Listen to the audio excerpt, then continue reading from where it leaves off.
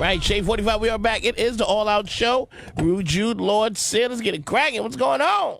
We got a legend in the game. Coolio, what's up, man? What's up, man? Shaka Zulu, man. Doing that shit, man.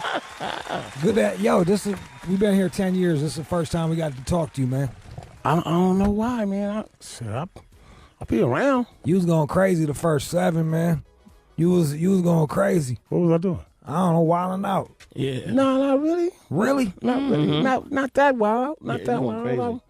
I mean, I always been a little bit wild, but Chill. Yeah, I'm easy to talk to. I'm easy to get a hold of. I don't be, well, shit. That mother. You here now?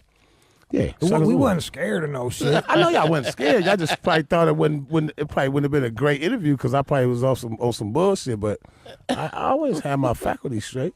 Sometimes my favorite conversations are with people on some bullshit. Right. I be coming up with some real gems when I'm on some bullshit. Right? Yeah. Okay. I feel you. What was you doing? Shit. I was, Everything. Yeah, well, I ain't gonna say everything, but I was doing more. I was doing more shit than I should have been. Coke. Yeah, coke is always a problem for entertainers. You know that. Why do you think that is? Because it's always around. Yeah, it's always around. I mean, personally, I'm stronger than anything that anybody can throw against me. So, I mean, it's been 6 years now. Since you been sober? Yeah, I've been sober for about 6 years. All my winning ass friends. I've never done coke because I know my personality, and right. like if I do it once, I'm gonna have a spoon to my face. Like I'm just gonna be gone. Like I'm gonna be that dude. Like right. grinding my teeth, making plans I don't follow up on and shit. Yeah. And but all my winning ass like banker friends, right. It's just coke, bro. Like they just love that shit. Yeah, well, I know a lot of people who do it, and they cool. It just it wasn't for me. For me, man. It's my nemesis. I just can't do it. I can't do it because it takes too much from me. Yeah, you know what I'm saying? Because when I was doing it, I was doing it. How much would you run through? Probably like a ball a day. God damn. Easy. And you was getting player prices too, so like. Oh yeah. Fuck. Yeah, naturally. Where you from? What are you from? South Central or? I'm from Compton. Compton. Yeah. You're from Compton. I grew up, born and raised in Compton on El Segundo Boulevard between Mona and Willowbrook. You get back there a lot, or? Nah, not really. I don't really know too many people in the neighborhood no more because all my homies moved. I was gonna say it's like more Mexican now than black. Yeah, definitely. But I mean, I got Mexican homies too, but they moved too. They all left. Everybody. I mean, it's a couple of people in the neighborhood still, that I grew up with, but very few. I mean, where they moved to Cerritos or nah, some they shit? moved everywhere. Like some of them moved to Palmdale, some of them moved out of state, some of them moved to Vegas, some of them moved to Cerritos, Hollywood. I mean, they all over. Yeah, but I see my core homies though. Yeah. We talk on the phone all the time. We see each other when we can. Everybody doing their own thing. Everybody got kids, everybody got life. Everybody doing different things. Like one of my homies, one of my closest homies worked for Southern California Edison. For real? Yeah. One of my closest homies retired from the Army, but now works for the government. He buys things for the military like toilet paper and chairs and everybody shits, so it makes sense. Exactly. Like everybody poops. Hey, it's money in toilet paper, homie. Bruh. It's money in toilet paper. I made back in the day. I hit a lick off some toilet paper. What? One of my homies was selling toilet paper to Guam, the island of Guam. Okay. And he needed some extra money to get a container, a ship container of toilet paper. And I threw him some cheese on it. Man, I made like $100,000 profit. How come you didn't just jump into the toilet paper business from there? You know what? I don't know, man. I don't know. It's like coke. It probably would have been a smart thing. No, but I wasn't doing coke then. Because let me tell you something. I did coke when I was young. Yep. Then I stopped for about 13 years. And then what happened? And I started again. Well, was it a stressful? Was it a stressful? No, it wasn't really that. Or? I I started fucking with this bitch. That's it. See, That did coke every See? motherfucking day There and it got me back into the shit. Yup. No, before you Stupid. before you Stupid. come type shit, you're sitting around getting faded with your girl, Hell yeah. She was drinking, making bad decisions. I mean, she was every day with it. She was every day with it. And Did it make her hornier? You know, I don't know. I think it probably just made her crazier. It made her able to drink more. Did it make for every time I bang a chick on coke, they don't come. Like it just like it make they'll be like, they just stay that one little fucking Now you know, Maybe I'm doing it wrong. It just depends on the girl. Depends on the girl. This one was a cum freak. She come like 7 times in 15 minutes. God damn. No wonder you doing coke, man. You already feel like Superman making her bust 7 times and then blam. No, man. You know what? And coke, like it wasn't a good thing for me sexually either. No, it was. It wasn't my thing. Oh, you know what the worst thing for me to happen to me to keep my drug use going? Viagra. Like, as soon as I discovered Viagra, I was like, oh, I could be gone off of this pill, off of, like... Anything, and then just fucking eat this Viagra and fuck like a monster. And that kept my drug use up, like... Yeah, see, that... I one time, I took some Viagra, and my shit was... I thought I was going to have to go to the doctor, because my shit wouldn't go down, man. I was like, the fuck? I was like, oh, shit. It's like, what the fuck? I'm tired. I can't fuck no more because my shit is raw. My shit is like got abrasions on it and shit. Like I scraped my hand. you ever scrape your hand? You fall on the concrete scrape. That's how my dick felt. Like your dick tripped and fell. I was like, what the fuck? So I can't fuck no more. Still was trying to though. That poor girl. My poor dick. Yeah, what it was. What was it like, man? You had a monster hit. Like I had a couple of monster hits. Bro. Look, but let's be real. I had your shit before Gangster's Paradise. Okay. I used to go. Actually, the funny thing is, I lost weight. Listen, I used to be a little fat kid, and I'd go run around the track and listen to your album where you sampling the Beatles and all that shit. Like someone's knocking at that shit. Somebody's ringing the bell. Like, I had that. Someone's locked in the closet. Fantastic voice. Somebody's going to hell. Do me a favor, open the door and let him out. Yeah. You know what? I'm gonna tell you something. Tell me. I'm a little salty about certain shit, cause I had some really good albums, bro. But my singles was so big and so pop that people didn't listen to my album because they figured they was gonna get an album full of pop. And really, my albums was very well rounded, bro. And that's the crazy thing about you. It's like you're like you come from gangster ass roots, and you have this pop success, right? And I think people get the wrong idea about you. Yeah, I think they do. But it's okay. Because I'd rather be known as a good cat than a dumb cat. Because most cats that come from Gangster Roots, a lot. You find a lot of smart cats. Yeah. But most of them, they're not really that smart. They be doing dumb shit all the time. And did you feel pressure when you were like once you blew up? Did the gang come back calling like, "Hey man, what's up, man? Yo, nah, my homies. You got an Emmy. What's going on?" Nah, cause I had some of my core, like I said, my root homies, my day ones, they was with me. Yeah, they was there with me. So, they shielded me from all that. I had a shield, I had a barrier, and then I was in the hood. I stayed in the streets.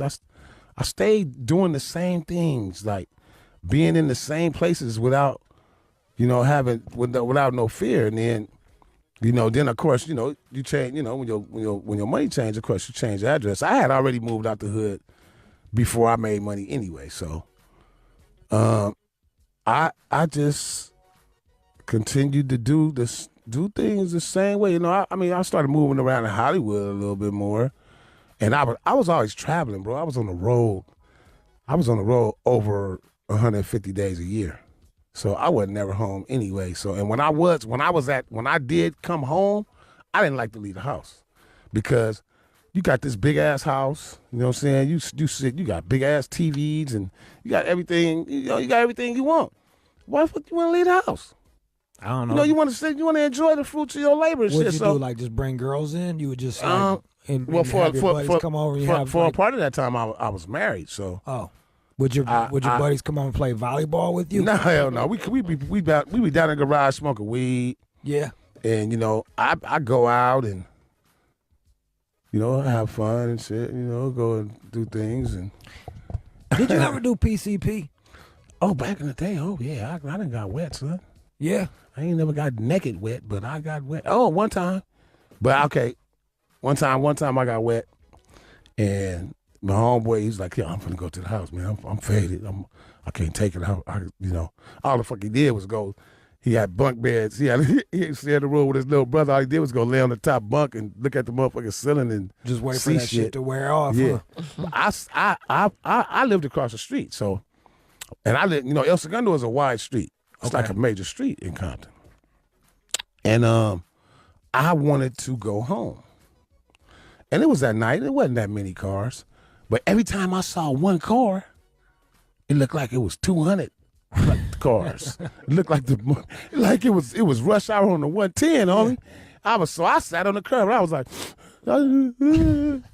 I started crying. You know, my homie and one of my homies walked up. He's like, "What the fuck wrong with you?" I was like, "Oh, I want to go home." He said, "Take your ass home, nigga. You live right across the street." I said, "I'm gonna get hit by a car." I said, "Can you walk me across the street?" He's like, "Yeah, I'll walk you across the street." This motherfucker walked me out to the middle of in between the yellow lines and said, "Take your ass home." And he ran back across the street and left me in the middle of the street. So I started hopping around like, shit, and I just closed my eyes and I just took off and ran across the street. You made it across the street? Made it across the street, ran home. Now, after that, I remember going into my house. Don't remember nothing after that. Went into the house. I woke up the next morning underneath my bed with a pair of, I didn't have, it wasn't no Tim's, a pair of work boots on, and a hairnet. That was it. That's it. Asshole naked with some work boots on and a hairnet. You like woke up as a male dancer. I don't know what the fuck is going on, bro. And I was under the bed though. I had dust balls all in my hair, eyes. You know, like what the fuck I get under here? Was you popular yet? Were you? Nah.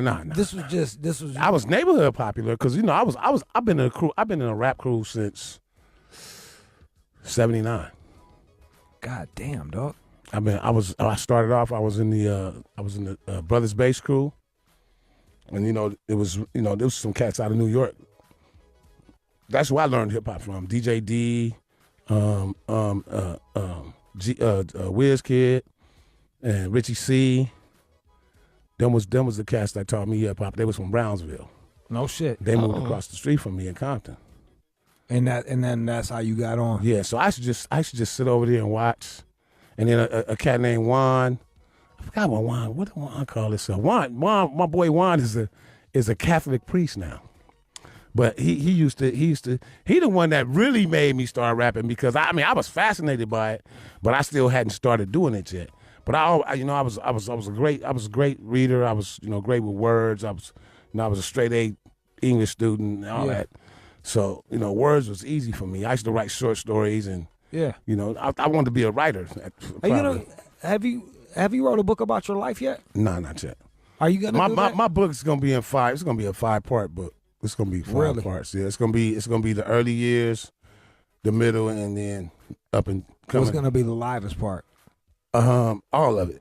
Yeah. All of it. I got some stories to tell, bro. I really do. But I just, I'm 51 now, so I can do it. But Cass was trying to get me to do it at like 39 or whatever. I think that's too young. How you gonna write a book in your 30s, dog? You ain't lived enough life yet, I don't think. Bro, I'm sure you lived enough life by 30. But now, definitely, my book is gonna be a great read, and it's gonna be all true. I'm gonna tell the truth.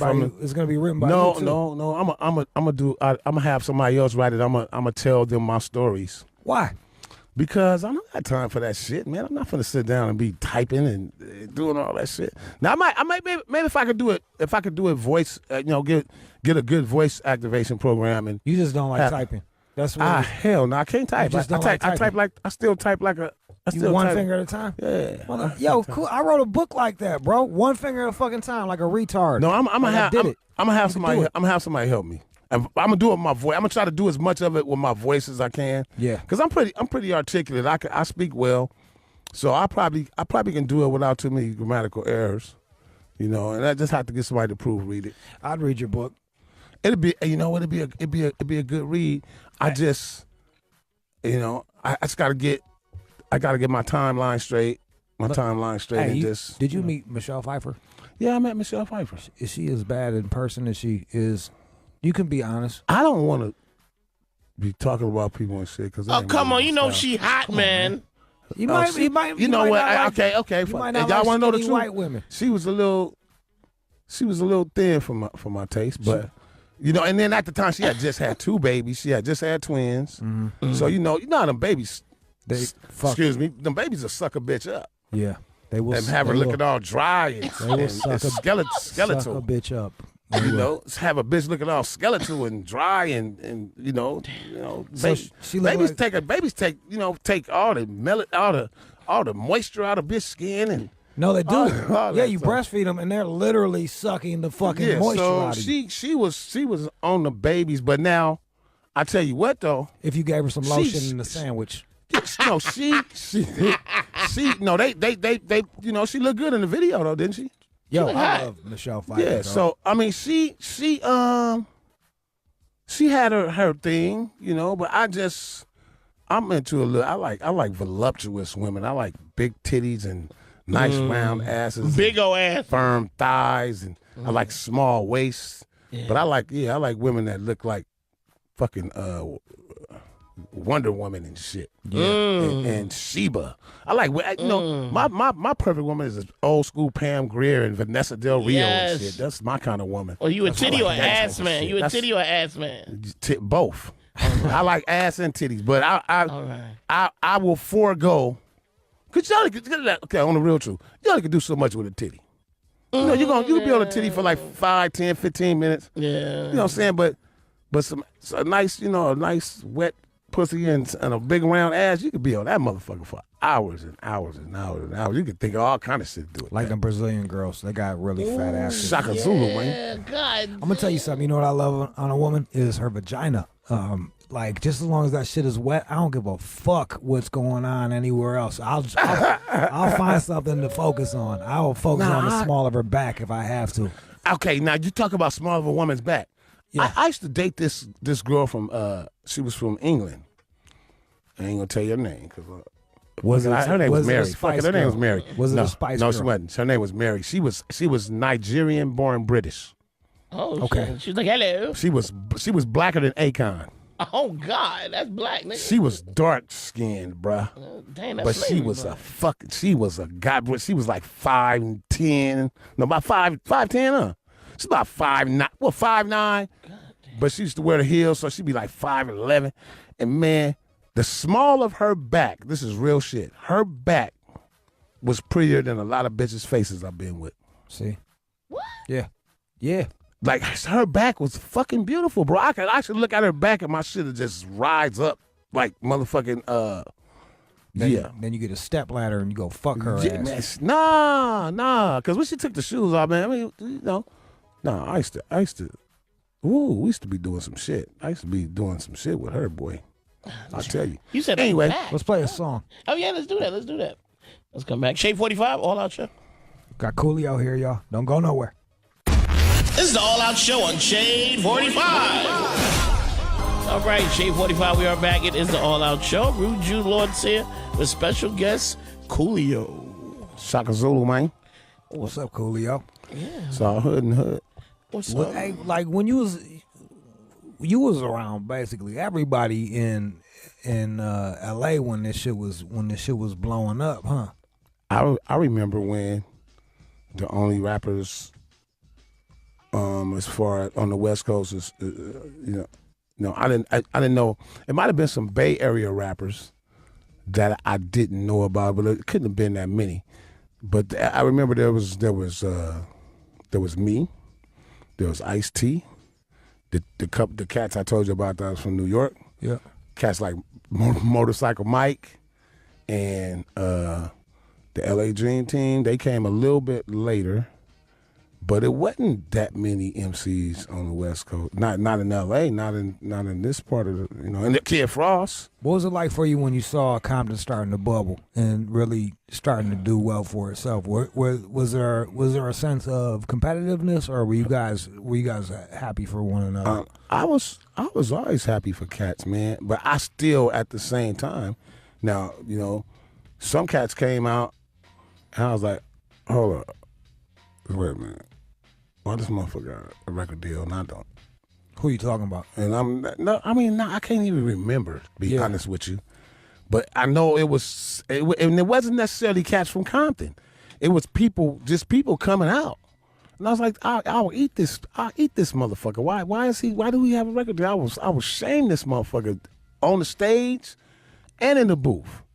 Why? So, it just, I'm gonna tell you what it was with me. I didn't know anybody. I knew people, but I didn't know people. Did you know NWA? And I knew Dre and Easy, bro.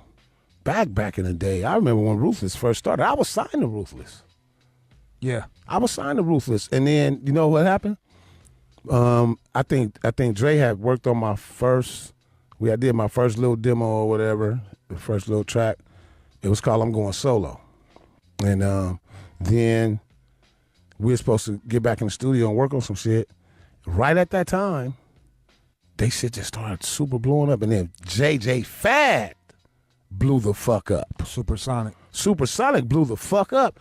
Easy just got busy, dog. He got busy. And he so I'd be calling whatever, and we supposed to work on something. And he just didn't have time. And then I remember this was the day, though. It was Super Bowl. I can't remember what year it was, but it was Super Bowl. But it was whatever year JJ Fad blew up. Yeah, it was that year, the Super Bowl. Was it like '87 or something? Something like that. I was supposed to meet Easy. He had a studio behind his mom's house. I was supposed to meet up with him and go work in the studio. So me and my boy, I loaded up a little ice chest and shit. Got the barbecue pit ready. I even threw a motherfucking TV, man, fucking big ass box TV in the back of I had a Fleetwood. Yeah. I had a brown Fleetwood with the back window broke out that bitch. It had a vinyl top, raggedy ass vinyl top with a moon roof, but the motherfucker rolled good. So I threw my shit in there and I rolled over to Easy Mom's house, dude, and nobody was there. So I sat that motherfucker I sat there for a minute waiting. And he didn't show. So finally I went to a phone booth and was calling me, and I think I left a fucked up message. And he was like, man, what's up, man? He said, I'm out of town. I ain't gonna be back for like 3 days. I said, 3 days? I said, you don't remember you told me to come to the studio today. Oh, shit, cool. I forgot, man. I was overheated. So I said, you know what, man, this shit ain't working out for me, dude. Let's work out something, man, work out a meet, man. We need to just go. Let's just go and, let me out this contract, man. We could just go and tear these motherfuckers up because you don't need me. You got a lot of shit going on, man. I need to be free so I can do my shit. Was he cool about it? He was like, yeah, okay, why not? And then probably about a week later, we met up at his mom's house. He handed me his copy. I put my copy on top of it, tore that shit up in pieces, and jumped in the car. I was like, all right, gave him that, jumped in the whip, and rolled down motherfucking Greenleaf, and let I let the pieces fly out the back of the window with motherfucking tears in my eyes like a little bitch. I was like, oh, I was like, damn, because I didn't think I thought he was gonna be like, nah, man, you know what, fuck that, man. We'll make it work. Yeah, I don't want to lose. Cool. It was like, fuck you, cool. Shit, nigga, I got 1,000 motherfuckers that can rap as good as you, or whatever. They was doing their own thing, and I'm not mad. I never was mad at Easy for that, because did it make it hard to see NWA do well? You're like, God, no, man, because I knew what was happening. Now, at the same time, you have to understand, I was very conscious. I was a conscious motherfucker, so I even though I knew what they were doing was important, I also felt it was detrimental. It was detrimental to the young ears because a lot of cats that wouldn't even thought about gang banging, that wouldn't have been thinking like that, they heard NWA and it was if they was on the fence about it, that pushed them right over. They was like, fuck that, I'm finna be a motherfucking gangster. Did you see that firsthand? I was right there. And it influenced a lot of kids. It made shit. You know, shit was gonna be like it was gonna be. It just, like I said, but at the same time, it created monsters. But and then it created motherfuckers like me. It also created. I was anti-gang. I was anti-gang. You know, I tell you the truth. Weren't you in the gang? Tell you the truth. But see, I was from a neighborhood. My neighborhood's small. Okay. Now, in my neighborhood, this is how it goes. You either join them or you get beat by them. Ain't no if you can't beat them, join them. If you either join them or get beat by them, you gonna be from the hood. You gonna put in some work, motherfucker. You gonna do this or you ain't gonna have no rest. The only motherfuckers that got out of gang banging in my neighborhood, if you had a big family, or if you had family that had G status, and I did. I had family that had G status, but not in my neighborhood. My family is comprised, on my mother's side, it's all Bloods. On my father's side, it's all Crips. Now, I could have involved my family and said, look, I need some help. These motherfuckers fucking with me. But come on, man. I ain't no little bitch. I wasn't finna go crying to my uncles and shit like, niggas is fucking with me and shit. I toughed that shit out and got my respect. You know what I'm saying? I put in work, got my respect, and I was able to walk away because of that, because I got my respect. Motherfucker, when I told my homies, like, I'm done. For to try to do this rap shit, motherfuckers was like, it's all good, my nigga. Handle that shit. Ain't nobody tripping. And it was just like that. What's it like for you when you see rappers that didn't grow up around that embracing it late into their career? It's a couple of cats out there right now, man, that I just hope nothing don't happen to them because I like them, bro. I hope nothing don't happen to them. They doing silly shit. They ain't, they're not even from here. And they joining gangs that's here and affiliating themselves with shit that they don't even know about, man. And they don't know that at any given time they could be done. They could be deaded. They could be murked. I mean, quickly. Cause motherfuckers out here don't play with that shit. Certain people, like, it's getting better though. It's getting better because a lot of these young cats they tired of that shit. Mm-hmm. They tired of that shit because it's not doing nothing for them. Okay, you gotta remember, you gotta understand, Crips and Bloods, Crips actually was first, and Crips used to say Blood. Yeah. We all used to say Blood. Hello, Blood. What's up, Blood? Hello there, Blood. No, it was because we was Blood. Yes. But see, what happened was, motherfuckers once again got infiltrated by the system. They got evidence like, okay, these motherfuckers is trying to be like the Black Panthers. We're gonna fucking divide and conquer them just like we did the Black Panthers. We're gonna give them dope. We're gonna have them do some stupid shit and make them fight each other. And once again, something that was supposed to be good got turned into something bad, bro. And I sat there and I watched it. I remember stealing those little earrings you put on your ear and you screw them on, and it's like a clamp. Yeah. I used to steal them shits out of my mother's jewelry box and put it on my ear and shit because I was, if I'd have got my ear pierced, that would have been the ass whooping from hell. I got my ass whooped for getting my ear pierced. I had a little straw. I had a broom straw in my ear. My mother said, she was like, come here. Bing, bing, bing, bing, bing, bing, bing, bing, bing, bing, bing, bing, bing, bing, bing, bing. Sock me up, slam me up against the wall, shit. Take that shit, snatch the shit out of my ear. And then, she went in her room and shit.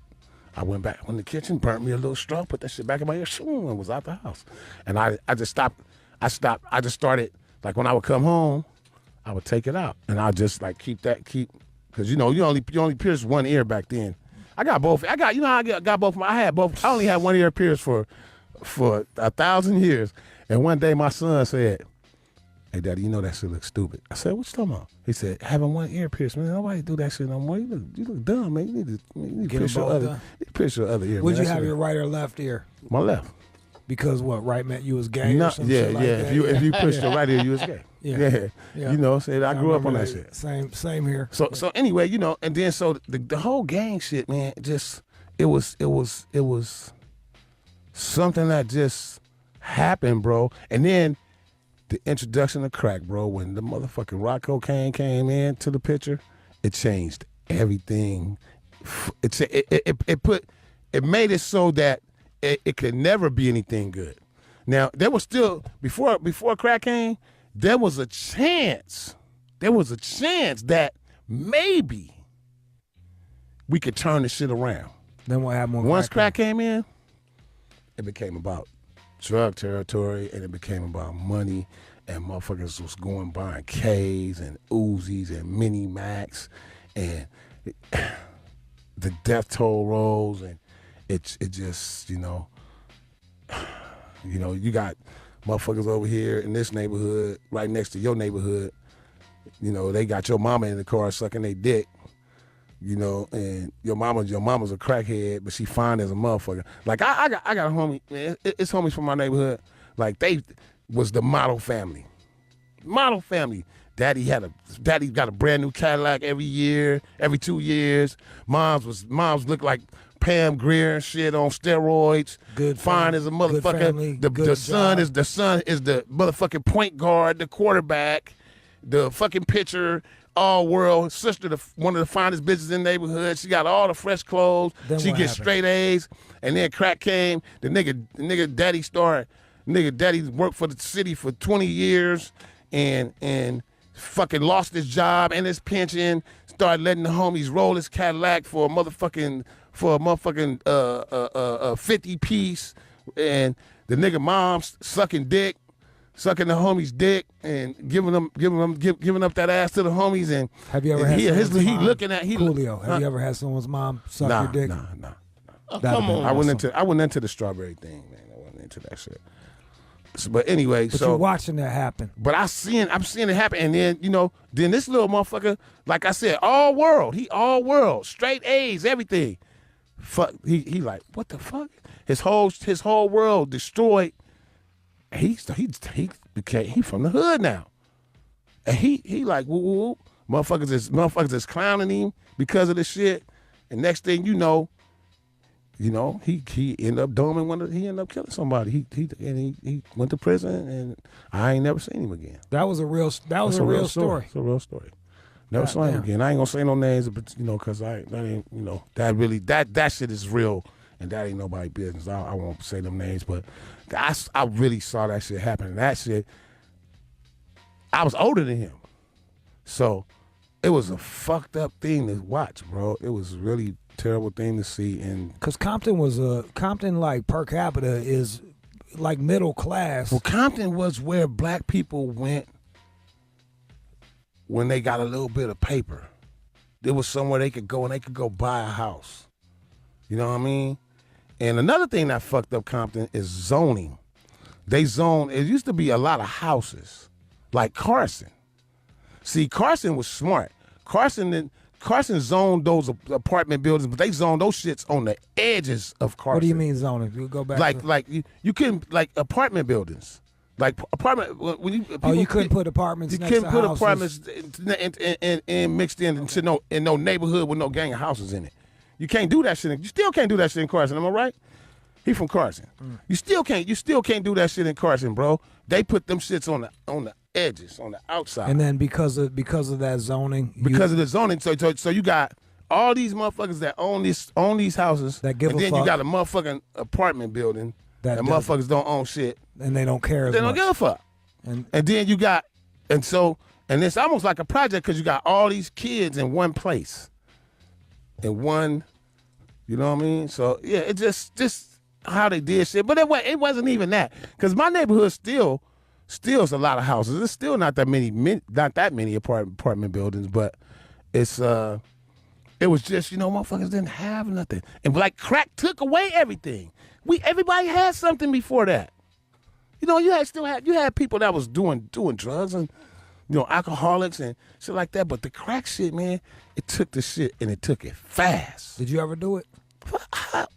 What? Yeah. What? Yeah. That was, bro, when I said I was doing cocaine, I wasn't talking about snorting it. You were just smoking I shit. was fucking, man, I was, please, son. Snorting cocaine didn't do shit for me. Did you look at But it make like my dick get I soft. was gonna say, did you look at it like a waste of money when you would see someone snorting coke? You're like, how come you're not rocking it up? No, I didn't give a fuck. I was doing what the fuck I was doing with mine. They can do it. They do it theirs. That's all. That was then. That was then, man. And then. So you watched it destroy your neighborhood. Then you. No, did it but anyway. I didn't know. You have to understand. Nobody knew, bruh. You just saw the No, neighborhood listen to change. me. Listen to me. Nobody knew. It was an experiment. They just dropped that shit off. It just, all of a sudden, it was rock cocaine. Motherfuckers wasn't running around. Everybody wasn't running around trying to snort cocaine when cocaine been around forever. But the people wasn't running around. Them rocks, man, that shit was so addictive. It gave you that blast. Now, I started off taking the rock, crushing it, and putting it in some weed. And we called it a primo. And that was pretty good. And that shit, the taste, that's, nigga be like, you smoke a primo like that. Ooh. Or you be tasting that shit like you eating a motherfucking T-bone steak or some shit like that. No, he's eating chicken just now, nigga. I know what Good. This shit tastes good. You know, the homie's like, pass that motherfucker. Damn, this motherfucker tastes good, huh, cuz? Yeah, blood. Yeah. Ooh, cuz. And then that's how I started. And then, let me tell you something.